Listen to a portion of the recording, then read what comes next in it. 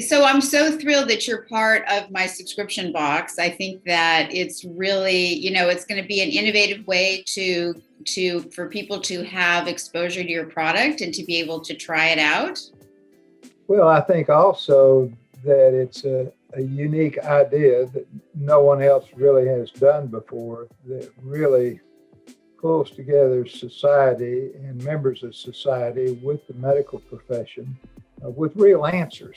Not reading an ad in a newspaper, but you've done a remarkable job. Oh, why, thank you. Thank you. I really appreciate that. So tell me a little bit about yourself and about how you developed this peel, and I want to know everything. Well, it's interesting for me coming from, I grew up in Fort Smith, Arkansas, which is just south of Fayetteville, where I am now. As I mentioned, a large family, 8 children, 6 girls and 2 boys. My mom and dad, neither one graduated from high school, leave alone go to college. The reason my dad didn't graduate, he had started a dairy and was sending his 3 brothers to college while he was still in high school. So he didn't get to class until noon. But he was a self-made man, so to speak. He was a good friend of Sam Walton. You may know the Walmart store. Of course, Sam Walton. Of course, yeah, big Arkansas family. They kind of grew up with the same mentality, rural Arkansas, and, I can do it, I can make it happen, that sort of thing. So I was blessed to be in that environment. I loved school, especially the science side of things. Chemistry was my favorite. And I was all the time doing chemistry experiments and, making flash bombs and things high school kids do. I bet your sisters love that. Oh, well, yeah, whatever. Anyway, I was so interested in chemistry that when I came up to the University of Arkansas as a freshman, they said, "What do you want to major in?" I said, "Well, can I major in chemistry?" "Yeah, you major in chemistry." So that was kind of set the path for going a little deeper into chemistry than just high school. The biochemistry aspect was exceptionally appealing to me. And that's what led me into going to medical school. I hadn't planned to go to medical school. I planned to just get out of college and graduate and probably go back and help my dad with the family business. But my advisor in college said, you have an affinity for the biomedical side of things. Have you thought about going to medical school? And I said, no, how do you do that? And he said, well, you got to apply. They don't come draft you or anything like that. And I applied, and during the time between when I applied and they answered, I had gotten married and had a new address. So I didn't get my notification that said you're accepted to medical school after my 3rd year of college. Wow. And my advisor said, well, why didn't you, go to medical school? And I said, well, I'm loving the chemistry. He was a biochemist also. I said, I'm loving the chemistry. I want to go out and finish my degree in chemistry and then go to medical school. So I completed longer than necessary, but for me it was necessary to get I wanted the knowledge in my head, not just on paper. And then taking care of patients was after medical school. I did a residency in plastic surgery over at the University of Tennessee in Memphis. And I had a wife and 3 kids by the time I finished my residency. And as a resident with a salary of the enormous sum of $250 a month, 3 kids and working 80 hours a week, I said, I'm going to go as far away from an urban area as possible to practice. Mm-hmm. And so I located in a little town in north central Arkansas. I think there were 3,500 people there at that time. Wow, and you were plastics? And you're a plastic surgeon? Plastic and reconstruction, right. Right, reconstruction, yeah, of course, yeah. I was the first specialist in that town. I'll bet you were. There were 12 general practitioners, but they served an area that was a recreational area in the summertime. There were probably 80,000 people in the county during the summer months because the Buffalo River is a national river, hiking, camping, forestry, and all those things. Mm-hmm. So I loved that aspect in being there. And I saw patients from as far away as 150 miles on a routine basis just because there wasn't another plastic surgeon in that circle. Right. And I wasn't in it to make money. I wanted to pay bills and not have debt, the usual things that way. Send my kids to college, whatever. And after about 3 years of being there, I finally realized, the population's not big enough for you to support a partner. And here I am working 80 hours a week. I was in the frying pan, if you will. And I said, I didn't need to move out. So I called a friend of mine in family practice over here in the Fayetteville area who happened to be Sam Walton's personal physician. And I didn't know that at the time, but I called my friend and I said, is there enough business in Fayetteville, Northwest Arkansas to support a plastic surgeon? Because I really didn't want to leave Arkansas. And he said, yeah, Sam Walton's been telling me for 2 years, get a plastic surgeon to come over here. So within 3 months, I was here and my schedule was booked 6 months in advance already. I bet it was. Almost all of them executives with Walmart. And, I need to have this reconstructed. It wasn't cosmetic, all of it, for sure, injuries and reconstruction. So that just kind of started things going. And during that period of time, those early years, I saw 5 ladies within a week that had made an almost identical comment. When I look in the mirror, I see fine lines and wrinkles. What can I do about it?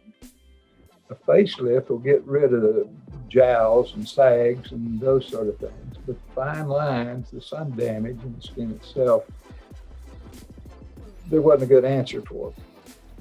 So I went back to my biochemistry books and what is it that gets damaged in skin that you need to restore to put the springs back in to put the elasticity in. It's the old elastic band in the girdle goes out and it doesn't do what it's supposed to do. That's right. That skin envelope. Yeah. So I started doing library research on how can I restore skin. Mm-hmm. And I read a couple of little articles. One mentioned that you lose moisturizer effect in skin as the skin damage occurs. You get more dryness in skin. And lanolin is a natural oil from wool. Right. So it absorbs into the skin, where Vaseline, mineral oil, Crisco stay on the surface. They don't, next time you wash, it's gone. Right. So I made up there are 31 grades of lanolin, and the highest grade is what they call cosmetic lanolin. It's for skin. It doesn't cause clogged pores and comedones and things of that sort. So I got some of that, and I started looking at it's so interesting because a lot of what you're saying, and I'm sure this was years ago that you did this research, there wasn't that much actual skin physiology that had been understood at the time. Like now we know that with sun damage, the skin stops making as much NF, natural moisturizing factor. But anyway, so go back to your story. So because what you were actually setting the stage for this later work. Yeah, as a chemist, I was looking at it. And right. As a physician, I was looking at it to solve patient problems. So combining those two together, and here in Arkansas, we have a very good library at the university because it was the only university in Arkansas. So they had, law school and any kind of information that would be in a university library was here. So I pulled all the articles on lax skin, dry skin, wrinkles, whatever. And I think there were 300 and something articles. And two of those articles mentioned that if you put lactic acid on skin, it will rebuild some things in skin, like collagen and elastic fiber, and some of the things that give the physical components to skin that we want to see. So I said, okay, I'm going to make up some alpha hydroxy acids. Glycolic acid was being talked about at that time by dermatologists. Glycolic acid is not made by the human body. It's very toxic if you really get down and look at the whatever. But yeah, there was a whole industry breaking out based on glycolic acid, because you couldn't get a patent on lactic acid. Lactic acid was known for 200 years as being a part of the skin, part of the body in general. Every cell in the body is dependent on lactic acid in transferring energy from glucose back to carbon dioxide, water, and energy. So anyway, I said, okay, I'm going with lactic acid. And I started treating my patients with basically samples that I would give them and say, I want you to use this for a month and come back. I'm going to take some photos and we'll do some biopsies. And I did my own study, if you will. And long before that month was up, these lady patients, 40 to 60-year-old ladies that looked in the mirror and took care of their skin. I mean, they were good guinea pigs, if you will, for looking at healthy skin. Willing guinea pigs. They wanted their skin to look glowy and perfect. Yeah. And by 2 weeks, they were coming back saying, my wrinkles are going away. My husband told me I look younger than I did last year. My next door neighbor made a comment, man, you really look good. Is your hair different? What is it that's changed? Well, when something like that happens, the news breaks out and patients tell their sister that lives in San Diego, maybe, and she talks to her physician, plastic surgeon. My sister's getting this stuff from some guy over there in the darkest corners of Arkansas. And before long, I had taken care of patients for 3 now have been president of the California Society of Plastic Surgery. Wow. Their patients flew over here to get evaluated and whatever. And kind of, the word broke out. And the 2 pharmacists that started Sam Walton's Walmart pharmacy division, both were in that same small town that I was in. And they said, you need to get this put in drugstores and wherever, but don't put it in Walmart. Sam will put you out of business. So we went directly to physicians, and the rest is history. I mean, we used the highest. What year was that? What year was that you started being sold out of doctor's offices? Should have been 93 or 4, a long time ago, in the 90s, somewhere along in there. It's when we actually started manufacturing a product and putting a name on it. Right. And, things just took off. We didn't spend any money on advertising other than we'd go to a plastic surgery convention. There's one in the spring and one in the fall. There were only two major meetings at that time, and every plastic surgeon went to find the latest procedures and whatever.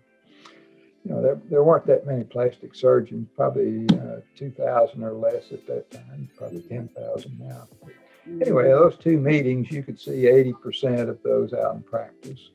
And we'd get a little exhibit table at the booth like medical shows have, or like any of those trade shows would have. And patients come by, well, send me some samples, let me try it. And word got around and God blessed us. Is all I can say. Even a blind hog finds an acorn every once in a while. What's that Arkansas? That's Arkansas statement. Even a blind hog finds what? An acorn. Oh, an acorn. From an oak tree. Oh, that's so funny. And so this is all done out of Fayetteville. So it just shows you the American dream is alive and well.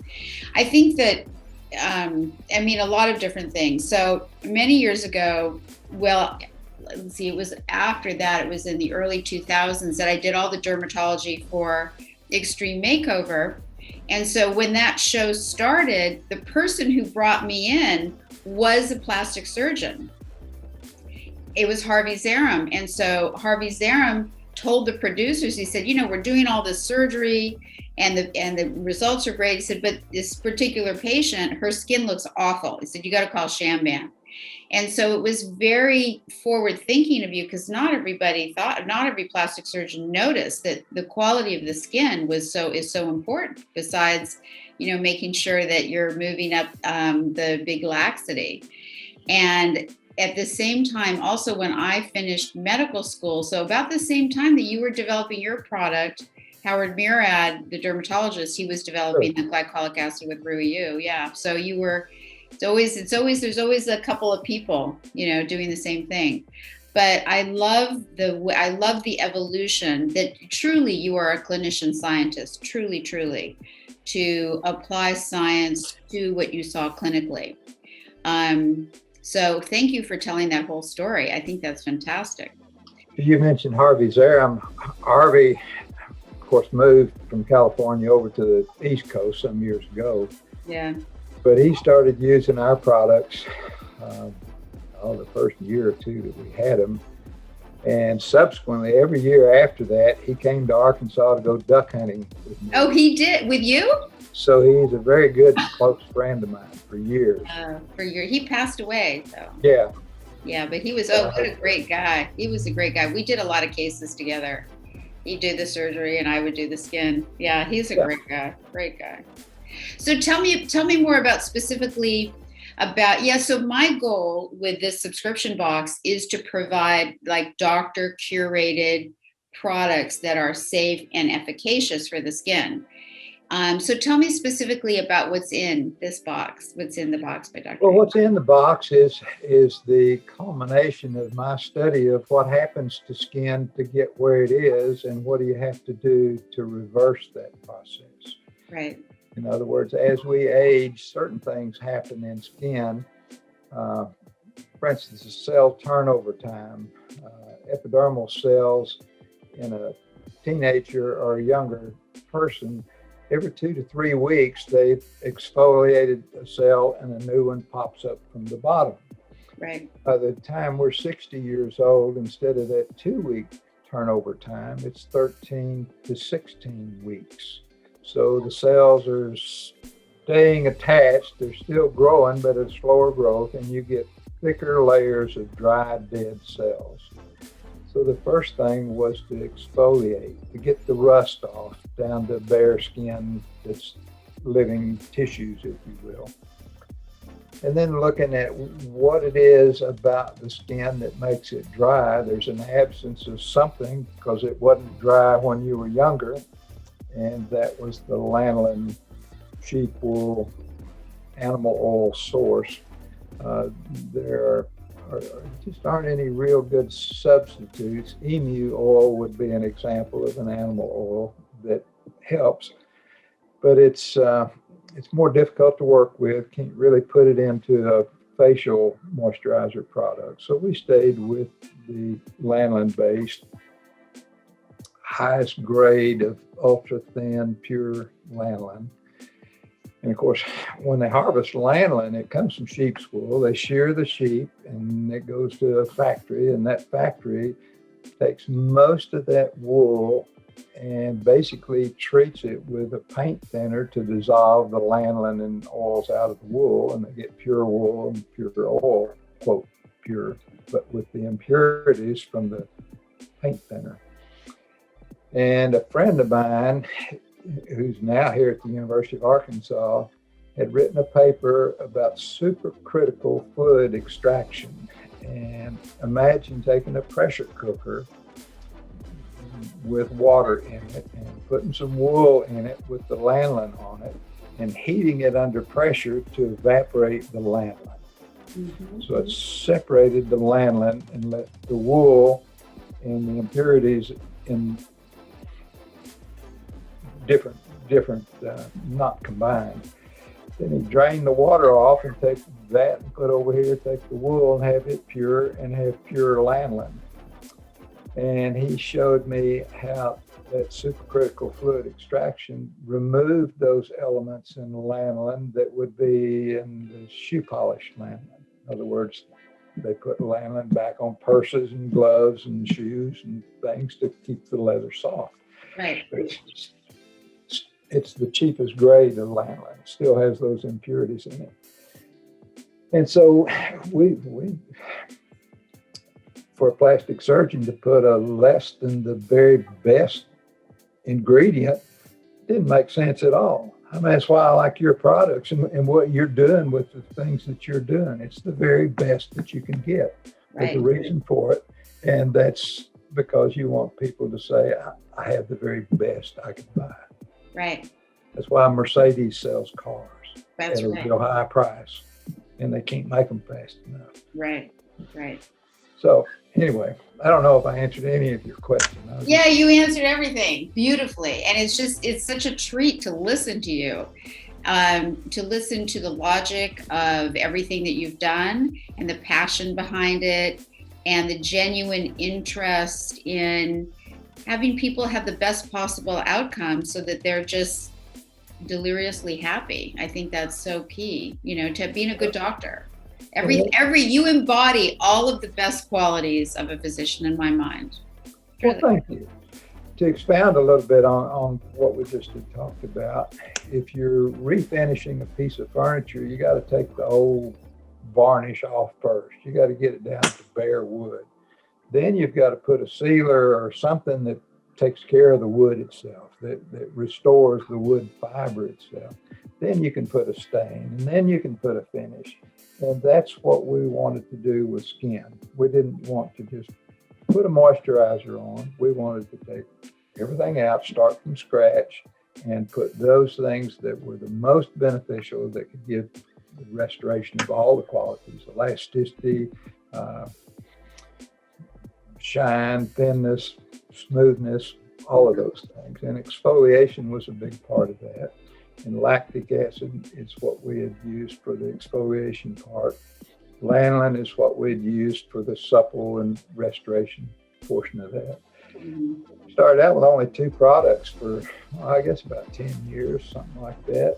And I said, I'm not going to put another product in the mix just to have a wide, long list of different products to buy until I can prove that I can design a product with a result that's not obtainable by any other product, and that it meshes very well into a system that any lady can use in a 2 to 3 minute time, twice a day, to perfect her skin. We're just not going to put it in. We now have 4 products in our main system, and each has a symbiotic, in other words, works in accordance with the others, all 4 to give the best. When you're cooking a stew, you don't just put some salt and pepper in and some water and throw it out on the table. There's a certain time to put your ingredients in, and there's a certain quality of ingredient that needs to go in. So that's the chemistry side of what we do. Right. Well, I love the analogy with furniture restoration because I completely agree with you. I think that the skin needs to be exfoliated for 2 reasons. I think you need to strip off, some of the superficial damaged area. And also by doing that, you provide a natural stimulation to increase cell turnover rate. So you're amping up the metabolism of the cells, and then you're preparing it for all of the other product or for all the other ingredients that you're adding on. Well, there's a much more important or much more valuable aspect that we didn't mention about that, and that has to do with skin cancers. Skin cancers arise from continuous daily bombardment with ultraviolet light rays that damage cells. So you have precancerous cells in the skin itself. And what we're doing is exfoliating. We're getting those cells gone quicker so they don't develop into deep cancers that require large surgery. not trying to put you and I out of business, but help Sally have a more productive, comfortable life. Right, exactly. Yeah, you don't want people to be sliced up all over their face. No, I think Yeah, it's right. okay. We're not going out of business, even if we help prevent Right. skin cancer for good skincare. Until they outlaw mirrors, you'll always have a place. That's right. And on that note, thank you so much for this incredibly informative, inspiring interview. And I'm so proud and happy that you're part of my subscription box and to feature your exfoliating product. And then we will, of course, be able to offer for sale everything that goes along with the line. So thank you so much. Thank you for letting me take a few minutes of your lifetime to share and visit and talk about old friends that are mutual and history in general. Yeah, exactly. All right. Thank you so much.